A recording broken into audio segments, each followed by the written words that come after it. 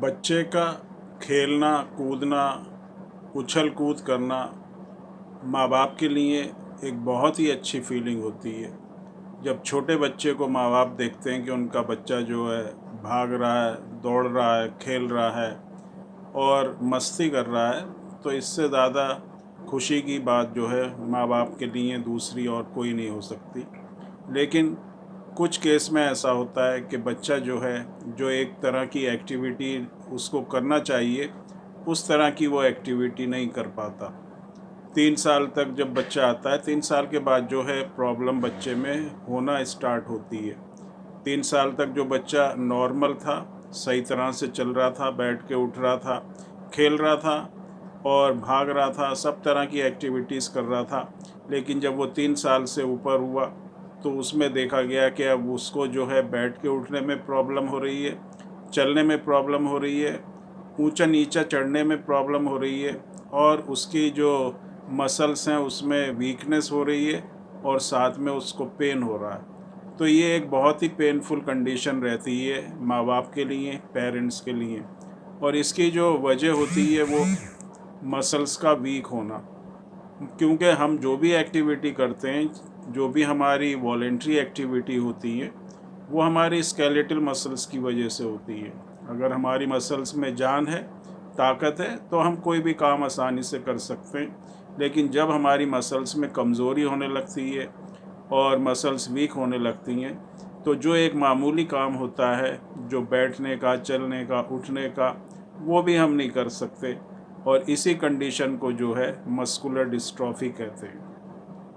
अब इसका क्या वजह होती है, किस वजह से बच्चे में ये प्रॉब्लम होती है, वो आपको आज इस वीडियो में बताएंगे। क्योंकि पहले कई वीडियो में बताया गया है कि जो मस्कुलर डिस्ट्रॉफी होती है वो एक जेनेटिक प्रॉब्लम होती है। हमारी बॉडी के अंदर एक जीन होता है जिसको हम DMD जीन भी कह सकते हैं, और ये जो जीन होता है ये एक तरह का प्रोटीन बनाता है जिसको हम डिस्ट्रोफिन प्रोटीन कहते हैं। और ये जो डिस्ट्रोफिन प्रोटीन होता है ये हमारी मसल्स की ताकत के लिए बहुत ही ज़रूरी होता है। जैसे कि हम जानते हैं कि जो जीन्स होती हैं वो क्रोमोसोम्स के ऊपर होती हैं, और ये जो जीन होती है इसमें अगर जो डिस्ट्रोफिन को बनाती है, उस जीन में या तो आपका डिलीशन होगा, म्यूटेशन होगा या इंसर्शन होगा। जो एक्सन होते हैं उसमें जनरली जो डिलीशन होता है, मतलब जो डिस्ट्रोफिन प्रोटीन को जो बनाने वाली जीन होती है वो ही नहीं होती, तो उसकी वजह से क्या होता है कि जो डिस्ट्रोफिन प्रोटीन होता है वो या तो फंक्शनल नहीं होता या फिर वो बहुत कम क्वांटिटी में बनता है, जिसकी वजह से जो मांसपेशी होती हैं, मसल्स होती हैं, वो बहुत ज़्यादा वीक होने लगती हैं। और छोटे बच्चे में अगर इस तरह की प्रॉब्लम होती है तो इसी को ड्यूशन मस्कुलर डिस्ट्रॉफी DMD कहा जाता है। तो इसका जो कॉज होता है वो हमारा जीन में किसी तरह का म्यूटेशन होना, डिफेक्ट होना या डिलीशन होना। क्योंकि बहुत सी ऐसी प्रोटीन्स हमारी बॉडी में होती हैं जो कि हमारे बॉडी के सर्वाइवल के लिए बहुत ही ज़रूरी होती हैं। और ये प्रोटीन में अगर कोई भी जीन जो इन प्रोटीन्स को बनाती है, या जो एंजाइम्स कह लें या प्रोटीन्स कह लें, तो अगर इसमें किसी भी तरह का जीन के अंदर डिफेक्ट आएगा तो वो जो प्रोटीन हमारे सर्वाइवल के लिए ज़रूरी होती है वो नहीं बनेगी बॉडी के अंदर। अब इसमें जो ड्यूशन मस्कुलर डिस्ट्रॉफी है, DMD है, स्टार्टिंग में जो हमारे स्केलेटल मसल्स होते हैं वो वीक होते हैं बच्चे के, और उसके बाद जो उसके इंटरनल ऑर्गन होते हैं, जो उसका ब्रीथिंग, जो रेस्पिरेटरी सिस्टम होता है या जो सर्कुलेटरी सिस्टम होता है, जो उसका हार्ट होता है, दिल होता है, वहाँ की मसल्स भी वीक होने लगती हैं। और उसके साथ उसको सांस लेने में बच्चे को परेशानी होती है। जो हमारा डाइजेस्टिव सिस्टम होता है, जो खाने का जो पाइप होता है, वहाँ की मसल्स वीक होने लगती है और बच्चे को खाना खाने में भी परेशानी होती है। सांस लेने में परेशानी होना, खाना खाने में परेशानी होना, और जब कंडीशन बहुत ज़्यादा वर्स हो जाती है तो बच्चा जो है बिल्कुल पहले व्हील चेयर पर आता है, उसके बाद बिल्कुल वो बेड रिडन हो जाता है, बेड के ऊपर आ जाता है। 13-14 साल तक जब बच्चा इस एज में पहुंचता है तो वो एक तरह से बेड के ऊपर आ जाता है और उसकी कंडीशन वर्स से वर्स, ख़राब से ख़राब होती चली जाती है। तो ये होता है DMD muscular dystrophy, Duchenne muscular dystrophy.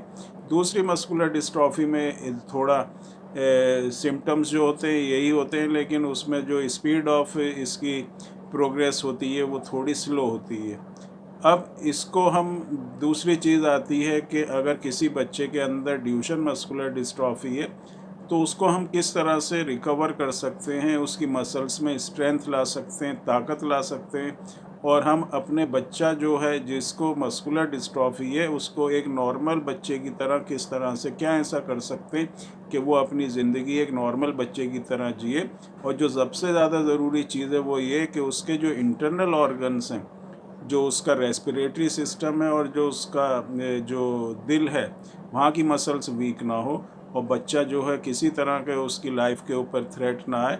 तो इन सब को करने के लिए, रिकवरी के लिए मसल्स की और इंटरनल ऑर्गन्स की रिकवरी के लिए होम्योपैथिक मेडिसिन सिस्टम में बहुत ही अच्छी मेडिसिन्स जो हम बहुत टाइम से जो इन मेडिसिन्स को प्रोवाइड कर रहे हैं और जो लोग इनको यूज़ कर रहे हैं वो देख रहे हैं कि उनका बच्चा जो है बहुत ही अच्छी तरह से इन मेडिसिन से रिकवर होता है, उसकी कंडीशन बहुत ही अच्छी रहती है, बच्चे को कोई प्रॉब्लम नहीं होती और बच्चा आपका चलता रहता है, दौड़ता रहता है, अपनी एक्टिविटी करता रहता है और उसकी लाइफ के ऊपर कोई भी थ्रेट नहीं होती।